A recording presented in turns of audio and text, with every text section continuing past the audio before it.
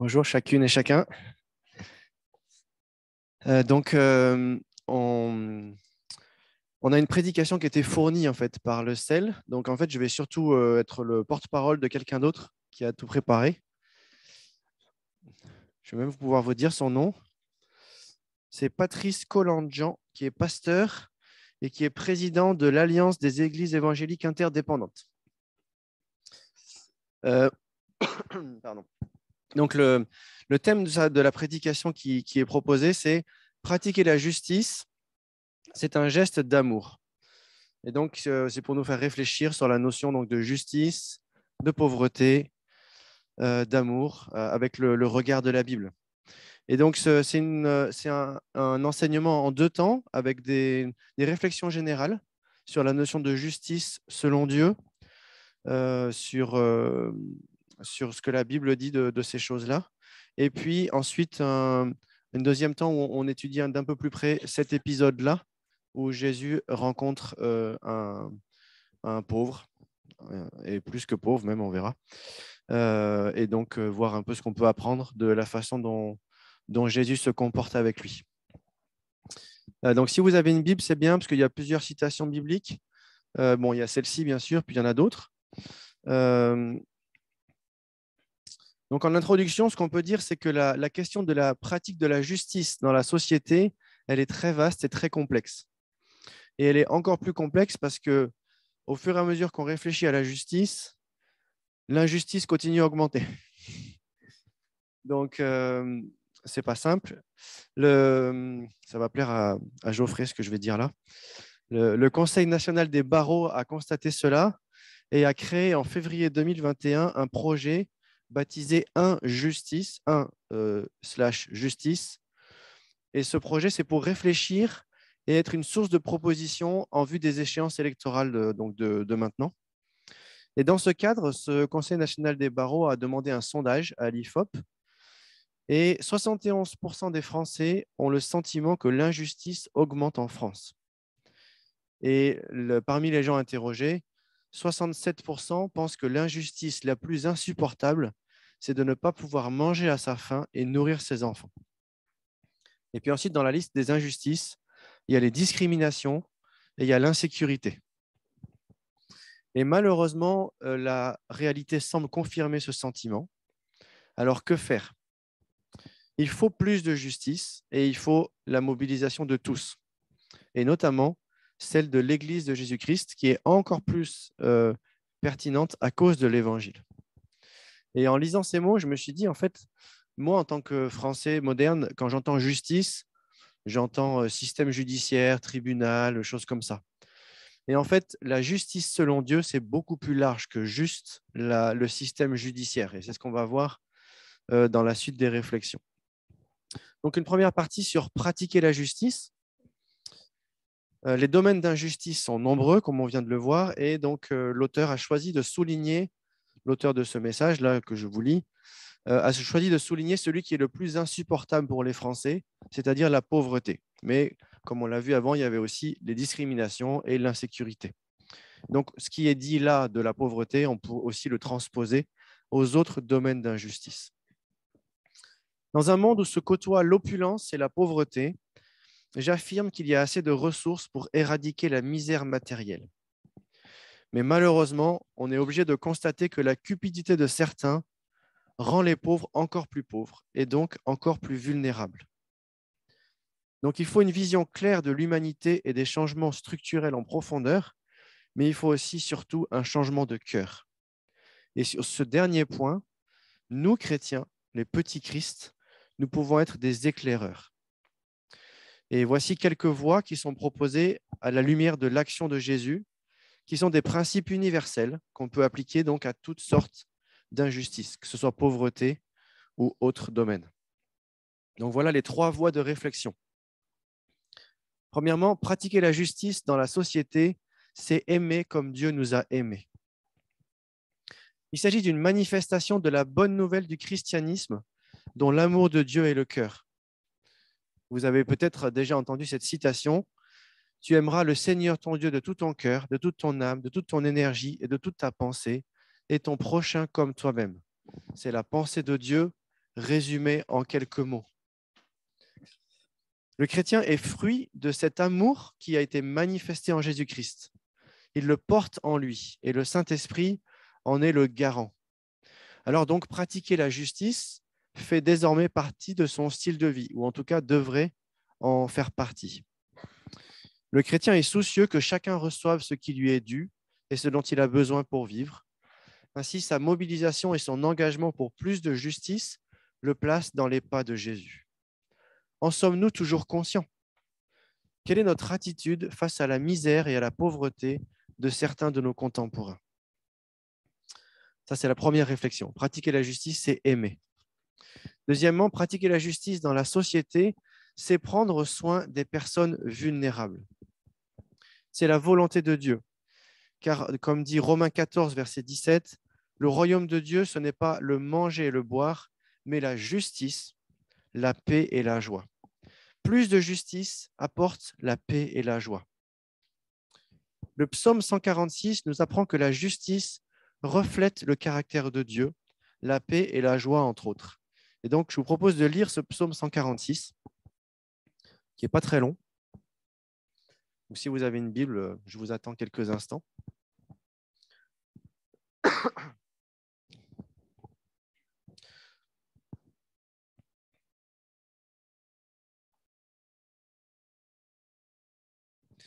Psaume 146.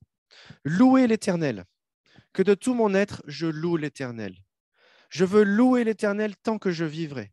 Je célébrerai mon Dieu en justice, en musique, tout au long de mon existence.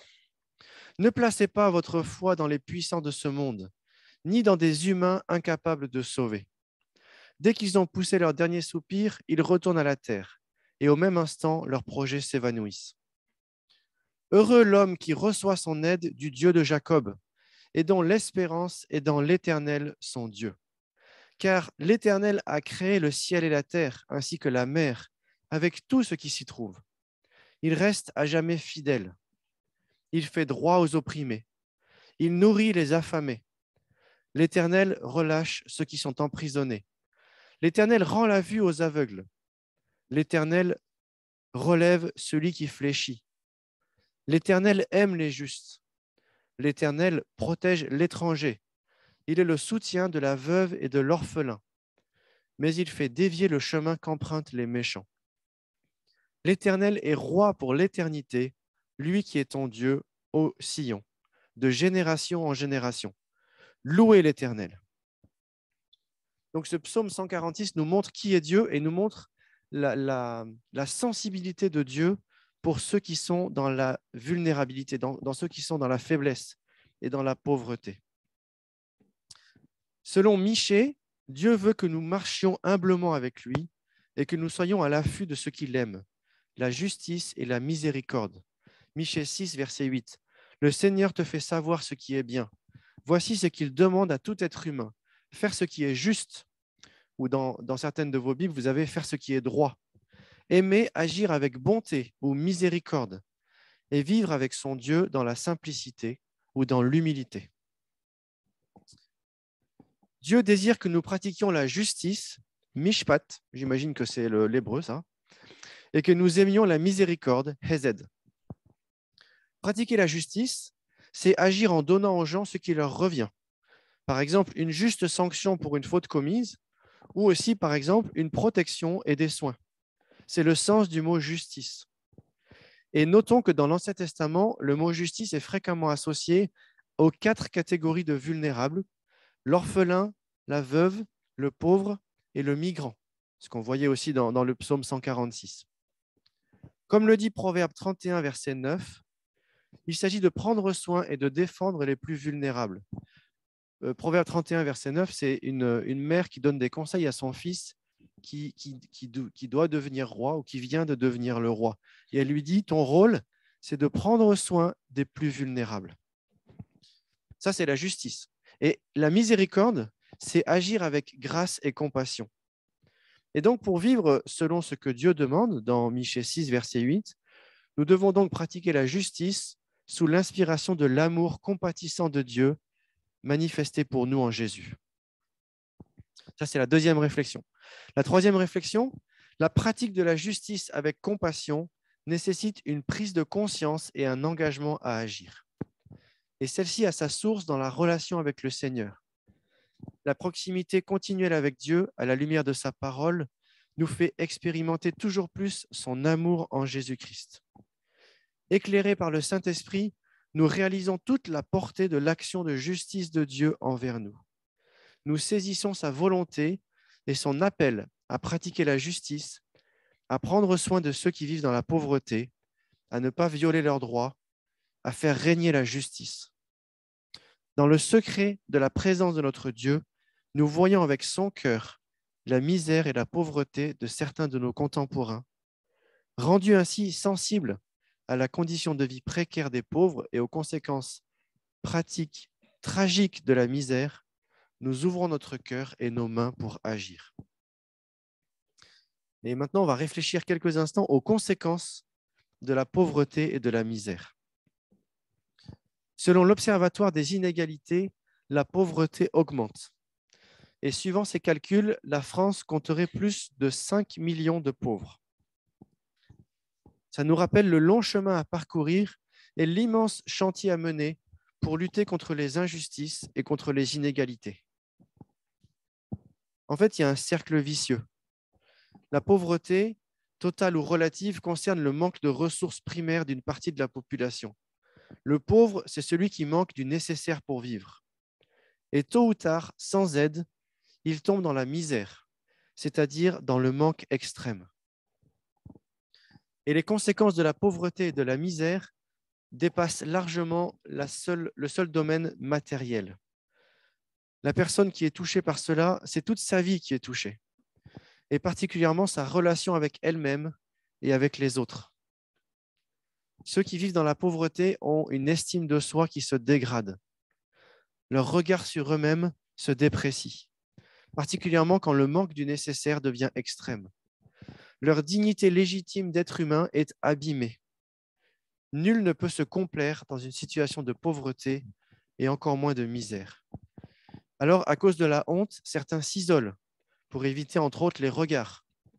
Le sociologue Robert Castel a constaté ce phénomène de lien rompu.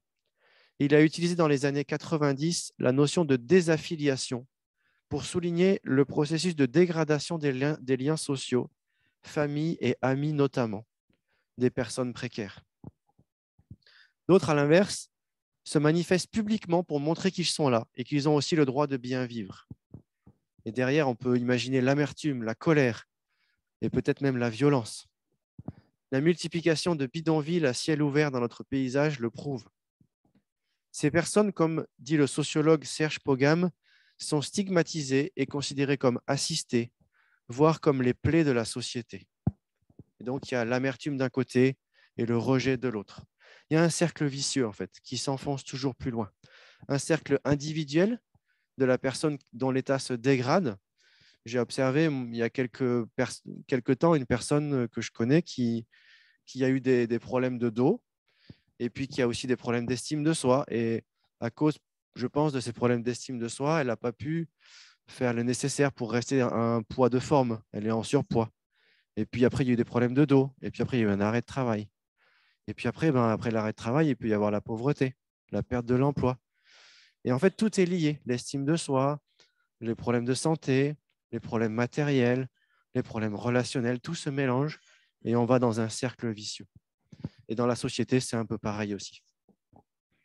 Donc la question se pose à nous, que faisons-nous? Ça, c'est encore une réflexion supplémentaire. Que faisons-nous? Toute la situation des pauvres constitue des injustices qui entraînent des inégalités matérielles et relationnelles. On ne peut pas rechercher l'égalité des individus, on ne peut pas rechercher le même revenu pour tout le monde, mais par contre, on devrait chercher à pratiquer la justice en veillant à ce que chacun vive décemment. La justice est le juste partage des richesses de notre monde et aussi le respect de la dignité légitime de chacun. Est-ce qu'il n'y a pas dans notre monde assez de richesses pour que chacun vive décemment? Je crois que pour l'instant, on peut dire que oui. Dans notre monde, il y a les ressources pour que chacun vive décemment. L'apôtre Jacques nous invite à écouter la parole et à la mettre en pratique. Et il nous demande aussi d'honorer le pauvre autant que nous l'aurions fait pour le riche.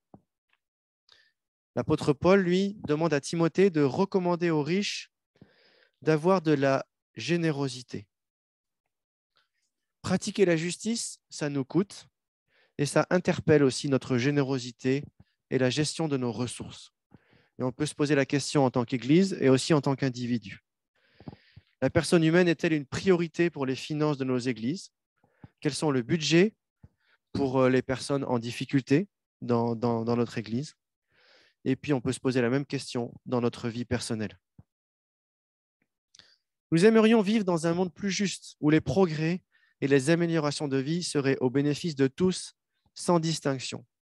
Nous avons vu, avec l'époque du Covid, comment la distribution des vaccins était pas du tout égale sur la face du monde, comment les accès aux soins n'étaient pas du tout égaux sur la face du monde.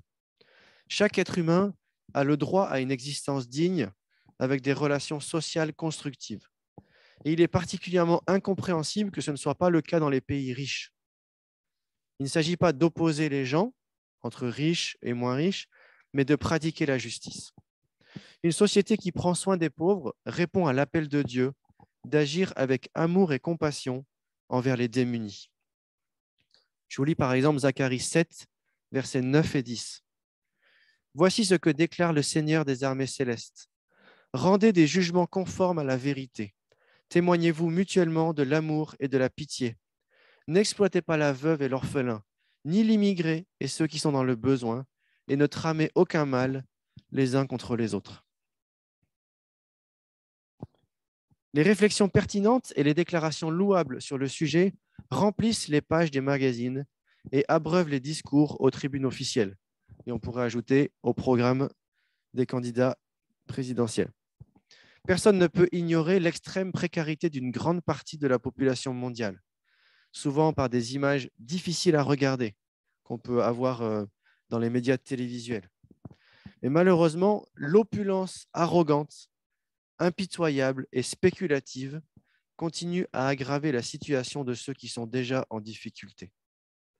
J'entendais encore il y a quelques semaines quelqu'un qui disait « Quand on a des sous, c'est au son du canon qu'on achète des actions ».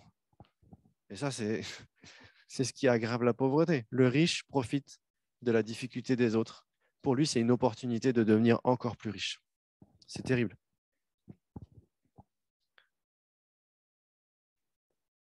Alors, à ceux qui ont été cités tout à l'heure dans la Bible comme étant les pauvres et les vulnérables, les pauvres, les orphelins, les immigrés, les veuves, on peut rajouter aujourd'hui les réfugiés, les travailleurs immigrés, les sans domicile fixe, les personnes âgées isolées, les familles monoparentales. 3 petits points. Face à ce constat et à l'immensité de la tâche, que faire? Il est certain que nos politiques doivent s'adapter à la situation et mettre en place les structures nécessaires pour répondre aux besoins, trouver des solutions structurelles concernant l'emploi, le logement, par exemple. Mais nous, chrétiens et Église, nous devrions aussi nous interroger. Que faisons-nous? Certes, nous ne sommes pas les seuls, mais nous sommes par excellence à l'écoute du message biblique qui parle des pauvres. Est-ce que nous pratiquons la justice dans la société? Le contraire serait fâcheux, car nous portons en nous le caractère du Dieu d'amour qui se soucie des personnes vulnérables.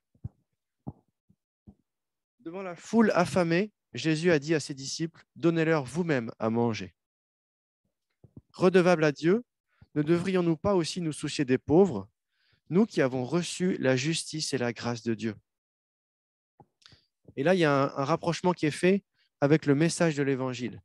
Et je vous lis 2 versets dans la deuxième lettre de Paul aux Corinthiens. 2 Corinthiens 5, verset 21. Celui qui était innocent de tout péché, Dieu l'a condamné comme un pécheur à notre place, pour que dans l'union avec le Christ, nous soyons justes aux yeux de Dieu. Ici, on parle de justice vraiment légale, de casier judiciaire quasiment.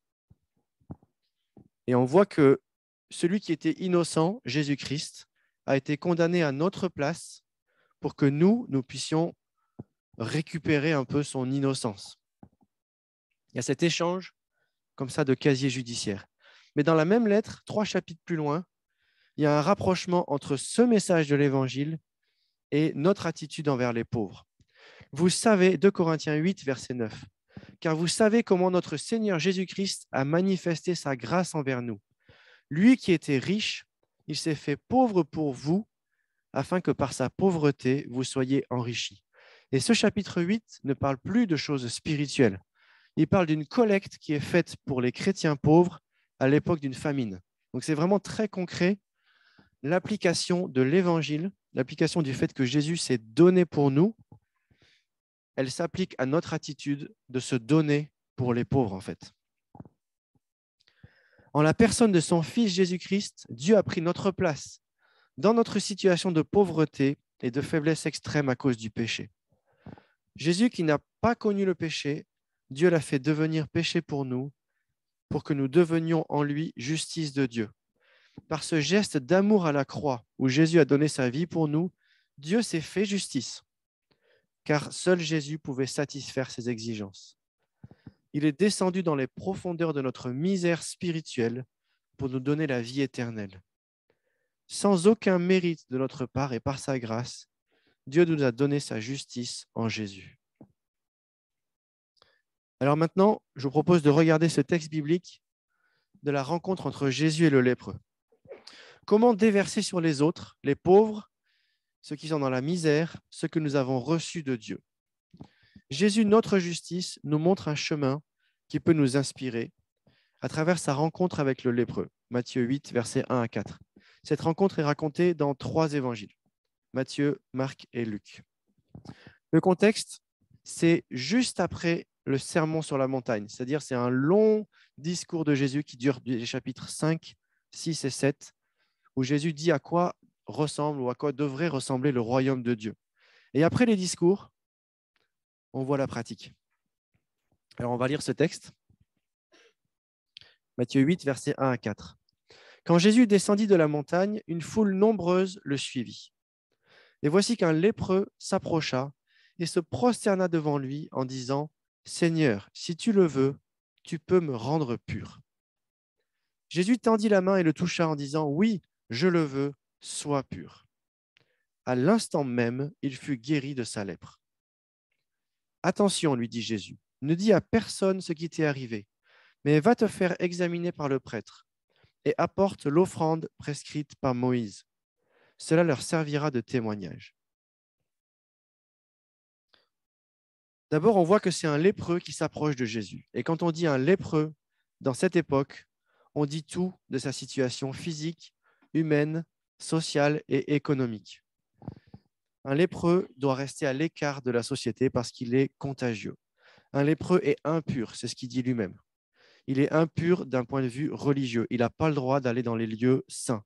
Il n'a pas le droit de participer à la vie religieuse. Il ne peut pas en fait entrer en relation avec Dieu. Il est coupé de sa famille, de ses amis, de la société. Il n'a pas de moyens de subsistance autre que être un mendiant. Voilà ce que c'est qu'un lépreux. Malade, mendiant, isolé. C'est vraiment l'extrême de la misère. Sans entrer dans les détails des différentes lèpres, de leur degré de contagion, on trouve ça dans Lévitique 13, on voit qu'il se considère comme impur parce qu'il dit à Jésus, si tu le veux, tu peux me rendre pur. Donc il fait partie des exclus de la société. Alors quelle est l'attitude de Jésus face à la demande de cet homme? Jésus fait exploser les barrières sociales, religieuses et culturelles pour lui venir en aide. L'intervention de Jésus est humaine, spirituelle et prophétique. Humaine, spirituelle et prophétique. Humaine parce qu'il aide un homme en détresse. Spirituelle parce que Jésus vient de prêcher et maintenant il montre la pratique. Il donne du crédit à sa prédication. Et elle est prophétique parce qu'en fait, il annonce la croix où lui-même descendra dans les profondeurs de notre misère. Pratiquer la justice, cela peut nous emmener sur des chemins inhabituels à nos pratiques courantes. Et nous avons besoin de l'amour de l'autre pour nous conduire. Alors, on peut discerner 4 verbes d'action dans ce texte qui peuvent nous guider pour pratiquer la justice aujourd'hui. Ces 4 verbes sont autant de gestes d'amour qu'on peut tous pratiquer. Le premier, c'est accueillir. Ce pas des verbes qui sont dans le texte, hein. Au début, j'ai cru que ça allait être dans le texte en lisant les notes de l'auteur. Accueillir. Jésus a accueilli ce lépreux. Il accepte d'être en proximité avec un exclu qui est sans doute contagieux. Pour l'époque, c'est un geste d'amour osé, coûteux, qui peut même compromettre les relations de Jésus avec ceux qui sont purs, entre guillemets. Parce que si on touche un lépreux, en fait, on devient soi-même impur. Jésus a pris le risque, il a touché le lépreux.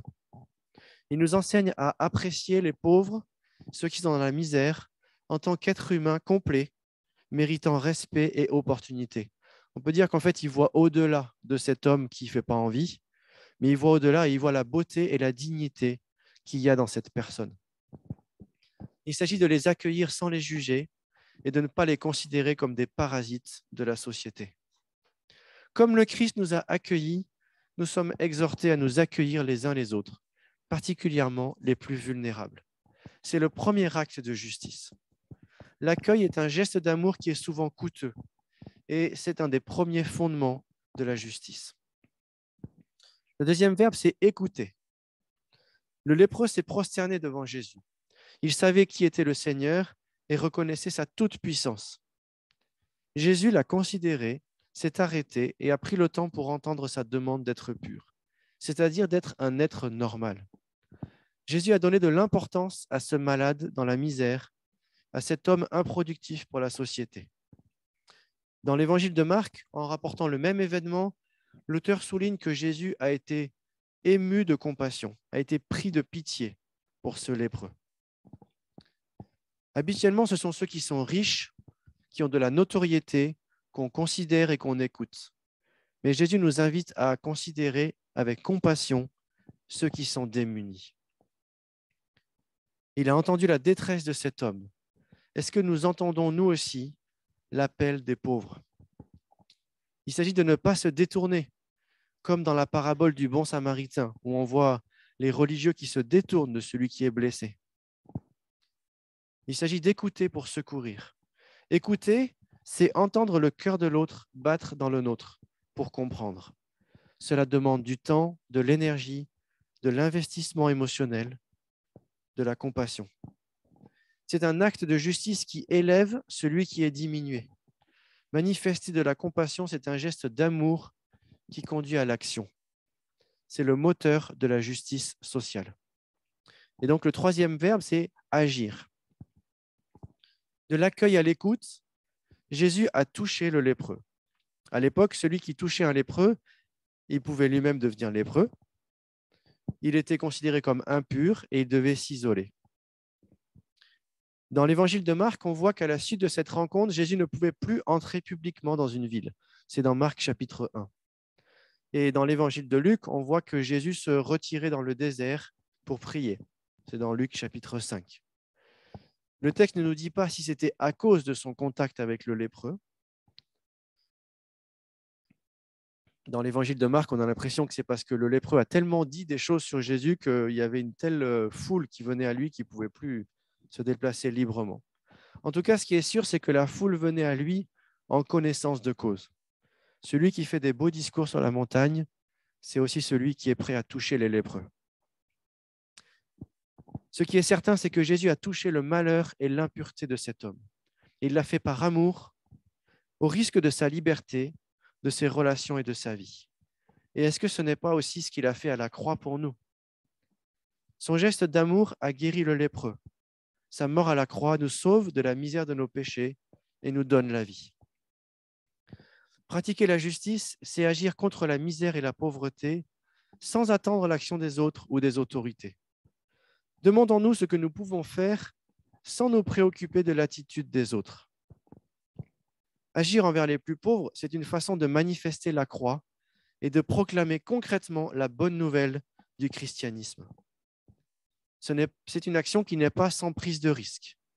La pratique de la justice nous entraîne quelquefois à consentir à des sacrifices personnels durables pour défendre les intérêts des vulnérables et pourvoir à leurs besoins.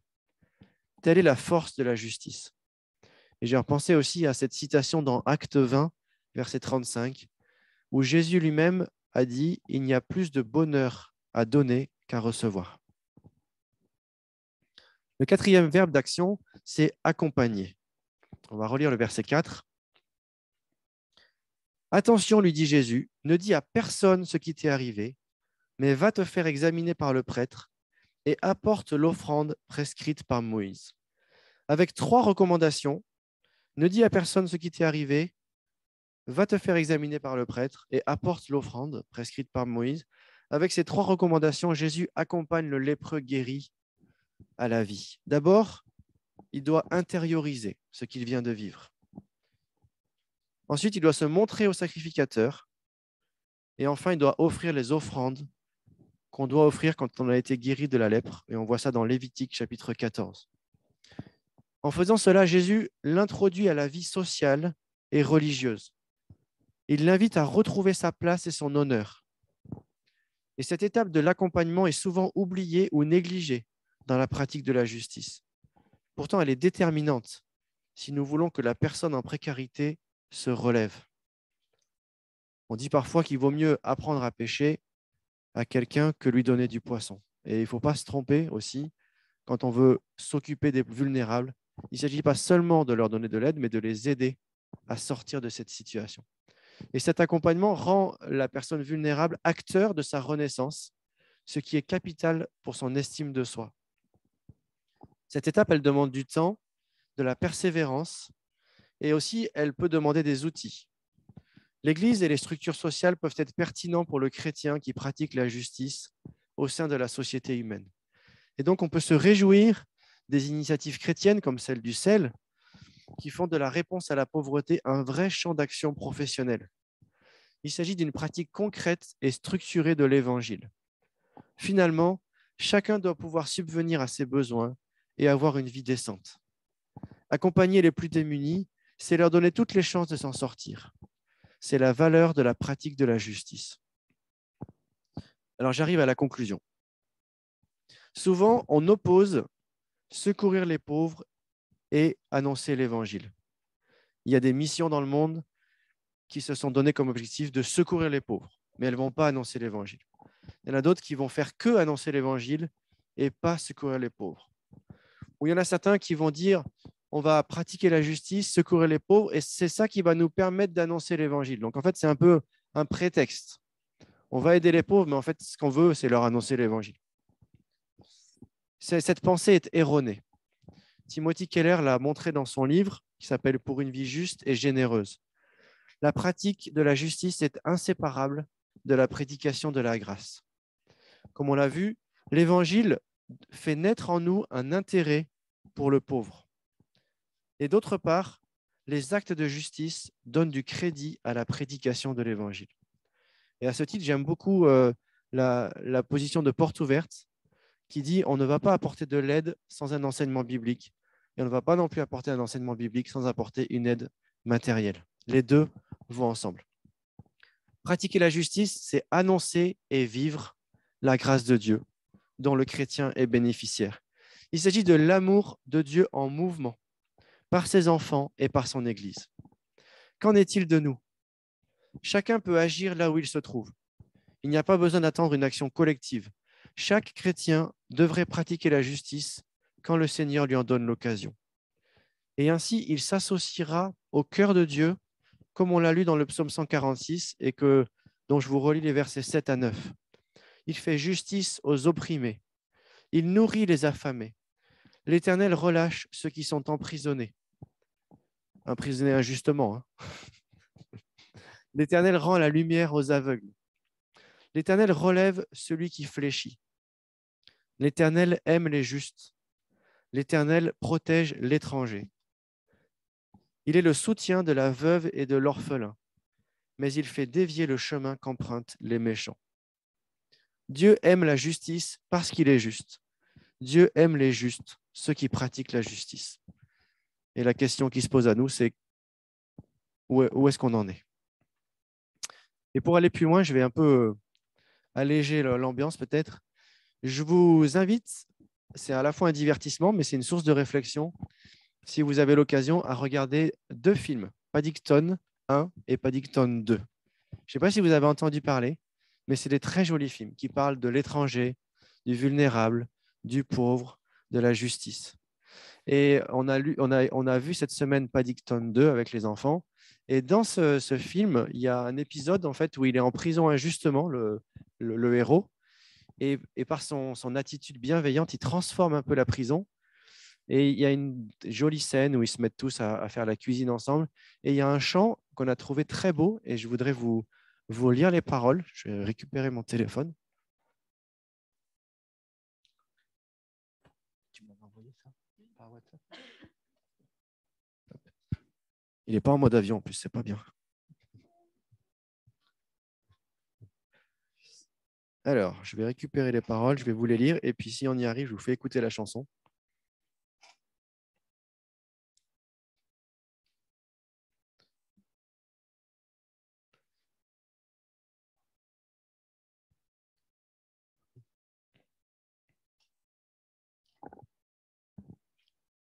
Un proverbe te dit d'aimer ton prochain.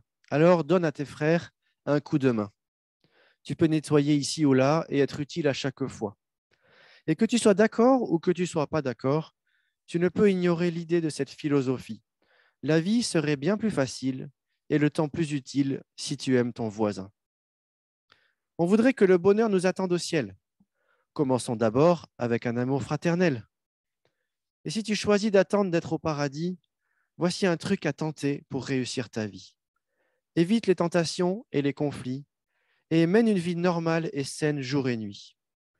Tu dois essayer de partager ce que tu as gagné, de respecter ce qui n'est pas ta propriété. La vie est plus facile, le temps est plus utile si tu aimes ton voisin. Je vous fais écouter ce chant pour conclure. Ah, je vois qu'il faut que voilà mon téléphone. Hop. C'est où? Voilà, je remets au début. C'est joyeux comme musique. Le proverbe te dit d'aider ton prochain. Alors donne à tes frères un coup de main. Bravo, le proverbe te dit d'aider ton prochain. Alors donne à tes frères un coup de main. Tu peux nettoyer ici ou là. Oh, ça peut être utile à chaque fois. Et que tu sois d'accord ou alors pas d'accord, tu ne peux ignorer l'idée de cette philosophie. La vie serait bien plus facile et le temps plus utile si tu aimes ton voisin. Excusez-moi, on voudrait que le bonheur nous attende au ciel. Commençons d'abord avec un amour paternel. Mais si tu choisis d'attendre d'être au paradis, voici un truc à tenter pour réussir ta vie. Évite les tentations et les conflits. Et mène une vie normale et saine de jour et nuit. Et tu dois essayer de partager ce que tu as gagné, de respecter ce qui n'est pas ta propriété. La vie est plus facile, le temps est plus utile si tu aimes ton voisin.